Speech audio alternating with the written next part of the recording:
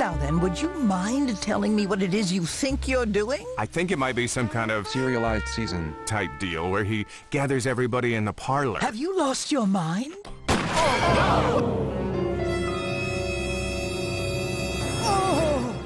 Somebody call an ambulance!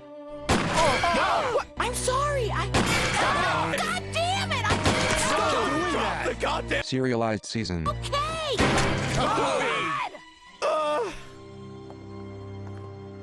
Is she? Yes! Phew! What? What? I was asking if she's okay. Yeah, she's fine.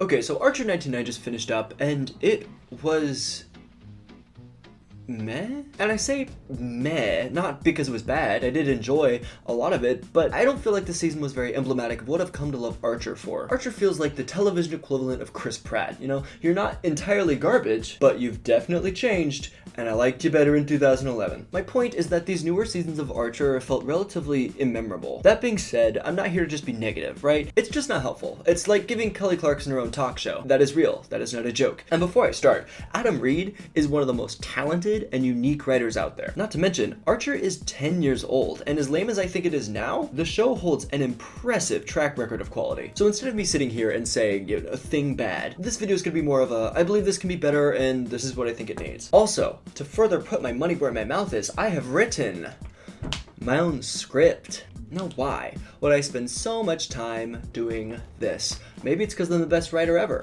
Maybe it's because my penis is so small I need to compensate for something. Who's to say? Both points are valid.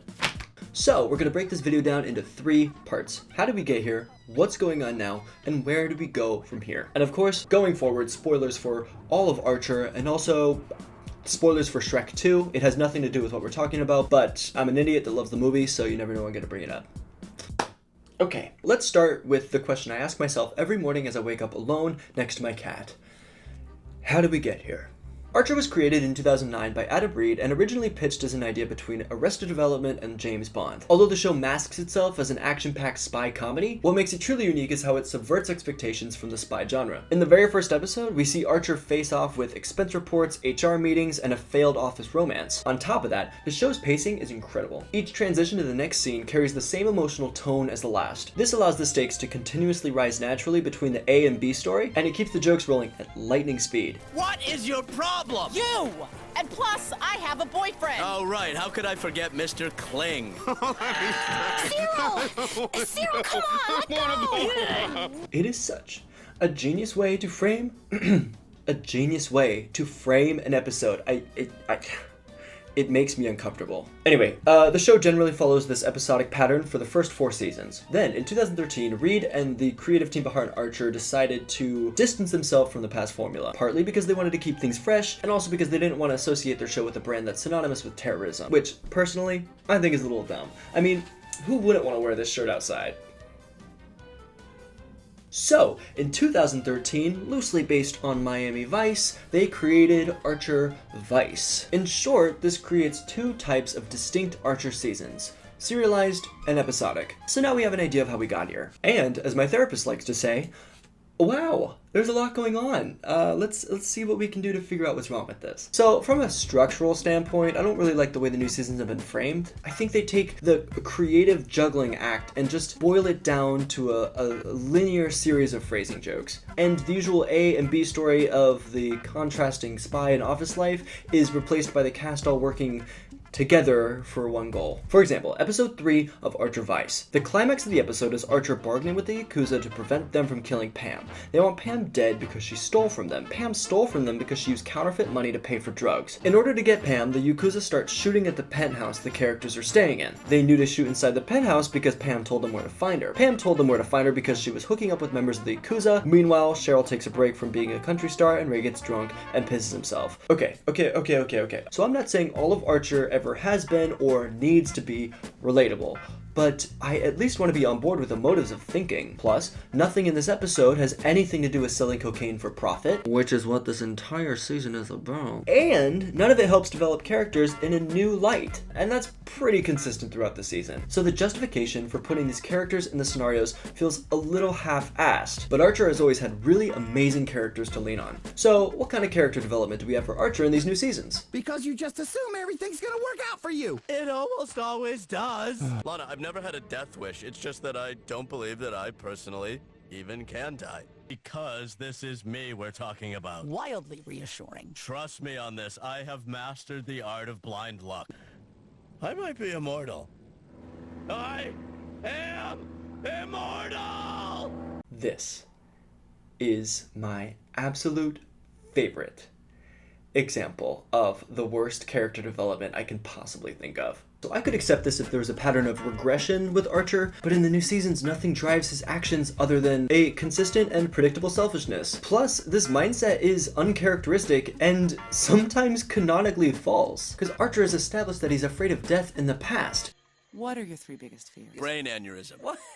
Can happen anywhere at any time. That's why it's so terrifying. You can't just have your character say things because you need to fill an obligation to a plot that you created at the beginning of the season. What do you think this is? The last season of Game of Thrones? So an article in The Guardian has Adam Reed saying, "It's good to shake up the dynamic every once in a while, even if characters are going to subvert it at their first opportunity." And he's right. But is this really shaking up the dynamic? I mean, have we subverted anything? In every serialized season, Archer only cares about himself and is not willing to listen. Mallory is distant and detached and usually just there to boss everyone around. Lana is smart but too insecure to lead and lets everyone walk all over her. Pam is the muscle that won't shut up. Cyril is a wimp and the punching bag of the group. Ray is there if they need an extra body for help. Cheryl is always batshit crazy and always unhelpful. Barry is a killer cyborg villain, and Krieger is always a scientist that's more interested in his experiments. But that one can vary. Okay, so we have repetitive, flanderized characters and a plot that is so rigid, boring, and straight that I just mistook it for Mike Pence. At this point, it just feels like a collection of fickle decisions that inconspicuously ends with them dealing with a robot for no thematic reason. And I think I'm frustrated because it's so close to what makes Archer unique and incredible. You have Pam, Archer, Cheryl, and Mallory doing basically whatever they want. Then you have Cyril, Ray, and Lana doing everything they can to keep themselves safe despite the other characters putting them in constant danger. So we have 2 parallel dynamics that don't fit together, and we've got an A and a B story where the points of view and objectives differ, but emotionally have the same weight. And if only I could put my finger on where I've seen that before. Hypothetically, we could make Danger Island a race through the jungle to find, like, a magic amulet. Archer thinks it'll make him immortal, and Lana wants to use it for science. Alliances are made, deals are broken, and the characters involved have a unique power in each given circumstance that they have to deal with. To me, that sounds more fun and exciting than just having the characters walk through the jungle without any sense of urgency because we've already established that the people in charge do not care about consequences. Well, I didn't die. I'm immortal. That's awesome. That's an awesome clip. I love it. It's a really great moment. I love the line. It's hilarious. All of this culminates to season 10 with Archer 1999. So remember at the beginning of this piece when I lied and said I wasn't going to be negative?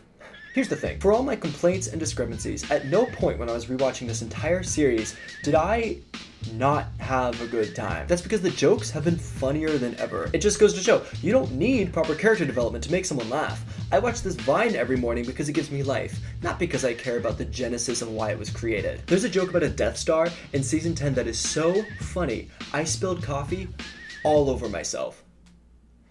I'm incredibly pissed, but also impressed. It's a weird set of emotions. Remember when I was complaining about the 3rd episode in Archer Vice? This cutaway where Ray pisses himself is so funny that sometimes I just go back and I watch it without context. I honestly would be lying if I said I truly disliked these new seasons. However, the show is now resting on these jokes to keep up the pace and dynamic. So when those fall flat, everything suffers and you get moments like this. To help, that's our Pam! What the hell are you doing? Freeze frame! Okay, so first of all, it's not a great joke to finish up on because it has no thematic or canonic connection to the episode, but the joke has also been done before. Peter, how are you without doing that? I don't know, Lois. I'm scared. So, is Archer still entertaining? Of course. It drops the formula of the old seasons and just places these characters in a new location, like a jungle, a film noir, or space. The next season could be about cowboys.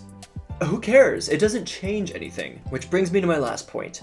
Where do we go from here? It's obvious I want things to go back to the way they used to be, but the problem with that is it's a really stupid thing to say. Change is inevitable with art, and denying that or complaining that you don't understand how something works now is just gonna slow down the progress of humanity. Just admit that you don't understand how Snapchat works and move on. Not everything has to be for you, Karen. But also, f what I just said, because I refuse to be left behind. Why do you think I wrote this?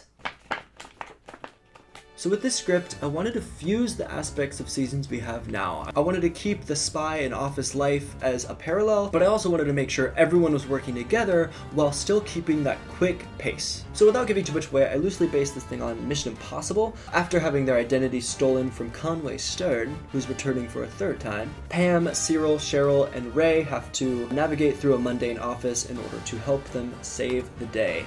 I didn't really change much about the characters. I wanted to reel everyone back so that their reactions to everything going on felt a little more natural and realistic, but I did make sure that the plot could not progress without at least one individual using something unique about them to help carry everything forward. Therefore, everyone feels at least necessary. I changed Mallory a little. I gave her more of independence and strong-willed leadership. Pam, I gave a little more initiative to lead because I saw a little bit of that in season 10 and it was awesome. And Cheryl, who is normally being a hostage, or a country singer who is also a hostage. In this episode, I justify why she's never really emotionally involved in anything, and also I gave her a background that explains why she works at ISIS despite being batshit crazy. There's even a part in the script where Archer sabotages the entire group because he doesn't like the idea of everyone going on missions together, and I put that in because it's about sending a message. Just kidding. Ya boy's salty. So read it if you're interested. All links are down below. Comment with your thoughts and tell me what you thought, because writing is a collaborative effort. So yeah, I really like Archer. Maybe a little too much. And I get really bummed when I see concepts or ideas not connecting like I think they should. But now, and this will test to see who actually finished the video before commenting below, Archer's awake from his coma, so we might see Archer return to form, or the show can get better than ever before, consequentially making me look like a huge idiot. We don't know. I mean, there's a 100% chance of me looking like a huge idiot before then, but what can you do? Despite all of this, I just want to thank Adam Reed for being just incredible in general and for being a huge inspiration. And Reed, if you're watching this, you know, you can just take my body. You can have it. It's yours. You deserve it. You deserve every aspect of what I have to offer. It's fine. But also, if you're watching this, come on, you can do better than watching a shitty video about Archer. Get back to work. And for the rest of you nerds, thank you so much for watching. Click the link down below for my script. As I think of more or better ideas, it'll probably change, so just comment below and tell me your thoughts, because discussing pop culture is always fun. And as always, have an excellent day because you deserve it. And I put out new videos every hopefully Sunday. Subscribe!